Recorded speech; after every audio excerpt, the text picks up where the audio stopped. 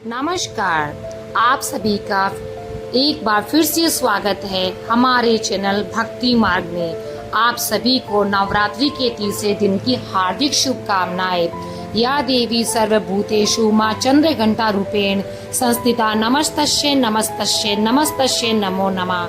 नवरात्रि के तीसरे दिन मां दुर्गा के तीसरे स्वरूप यानी मां चंद्र घंटा की पूजा की जाती है। जो लोग दाम्पत्य जीवन में हैं उनको तो मां चंद्र घंटा की पूजा अवश्य करनी चाहिए, क्योंकि इनकी पूजा करने से दाम्पत्य जीवन सुखमय हो जाता है। देवी की कृपा से व्यक्ति को सुख और समृद्धि की भी प्राप्ति होती है। मां चंद्र घंटा के मस्तक पर घंटे के आकार का अर्ध चंद्रमा विराजमान है, इसलिए इसका नाम चंद्र घंटा पड़ा। मां चंद्र घंटा के शरीर पर रंग सोने की तरह चमकीला और इनका वाहन सिंह है। मां चंद्र घंटा का स्वरूप स्वर्ण के साम चमकीला है। उनका वाहन शेर है। उनकी 8 भुजाओं में कमल, धनुष, बाण, खड्ग, कमंडल, तलवार, त्रिशूल और गदा जैसे अस्त्र और शस्त्र सुसज्जित है। गले में सफेद फूलों की माला पहने हुए हैं। मां अपने मस्तक पर चंद्रमा के समान रत्न जड़ित मुकुट धारण किए हुए हैं।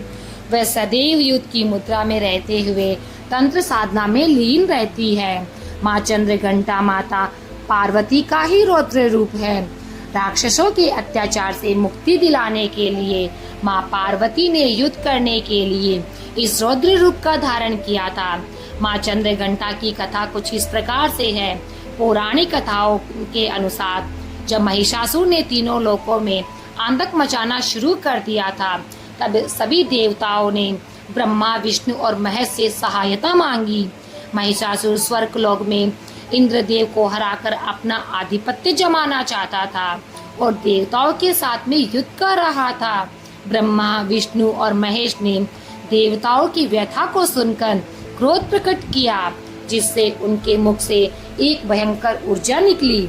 इस ऊर्जा से मां चंद्रघंटा प्रकट हुई, जिन्हें भगवान शिव ने त्रिशूल, विष्णु ने चक्र, इंद्र ने घंटा, सूर्य ने तेज और तलवार तथा सिंह प्रदान किया। तब मां चंद्र घंटा ने त्रिदेव से अनुमति लेकर महिषासुर को युद्ध के लिए ललकारा। हमारे शास्त्र कहते हैं कि कालांतर में मां चंद्र घंटा और महिषासुर के बीच में भीष्म युद्ध हुआ था। इस युद्ध में मां के प्रहार के सामने महिषासुर 2 घड़ी भी टिक ना पाया था। उस समय महिषासुर का वध करके मां ने तीनों लोकों की रक्षा की थी। तीनों लोकों में मां के जयकारे गूंजने लगे और कालांतर से मां चंद्र घंटा की पूजा उपासना की जाने लगी। मां अपने भक्तों के सभी दुख को हर लेती है, साथ ही उन्हें सुख, समृद्धि और शांति भी प्रदान करती है। इसलिए साधक को पूरी श्रद्धा, मन से, भाव से नवरात्रि के तीसरे दिन चंद्र घंटा की उपासना करनी चाहिए।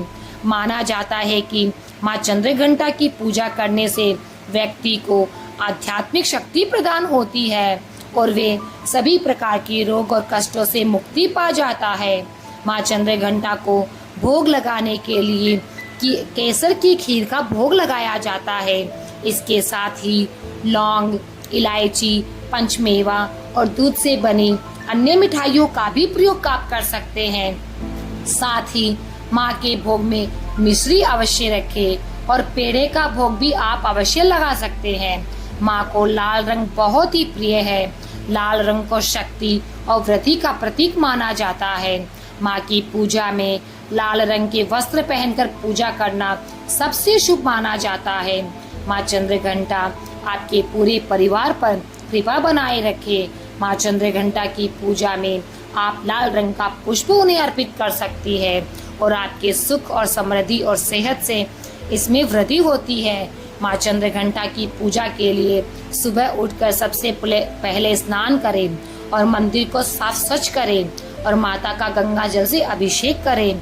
मैया को फिर अक्षत, लाल चंदन, चुनरी, सफेद और लाल फूल अर्पित करें और सभी देवी देवताओं को जल अभिषेक करके फूल और तिलक लगाएं, प्रसाद चढ़ाएं, फल चढ़ाएं, प्रसाद के रूप में फल और मिठाई भी चढ़ाएं। घर के मंदिर में धूप, पत्ती तथा घी का भी दीप जलाएं। फिर दुर्गा सप्तशती और दुर्गा चालीसा का पाठ करें। फिर पान के पत्तों पर कपूर और लौंग रखकर माता रानी की आरती करें और व्रत कथा सुने। अंत में माता से अपने जीवन के लिए कामना करें और अपने किए गए पापों, अनजाने में हुई भूल के लिए क्षमा प्रार्थना भी करें। माँ चंद्रघंटा का मंत्र है ओम देवी चंद्रघंटाय नमः, इंग श्री अंबिकाय नमः। तो यह थी माँ चंद्रघंटा की पावन व्रत कथा।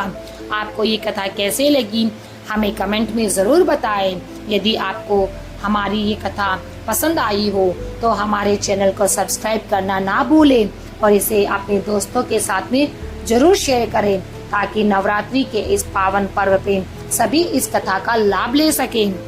साथ ही आप हमारे चैनल को सब्सक्राइब करना बिल्कुल भी ना भूलें और कमेंट बॉक्स में जय माता दी अवश्य लिखिए। फिर मिलते हैं मित्रों अगली कथा के साथ। तब तक के लिए जय माता दी, जय माता दी। प्रेम से बोलो जय माता दी।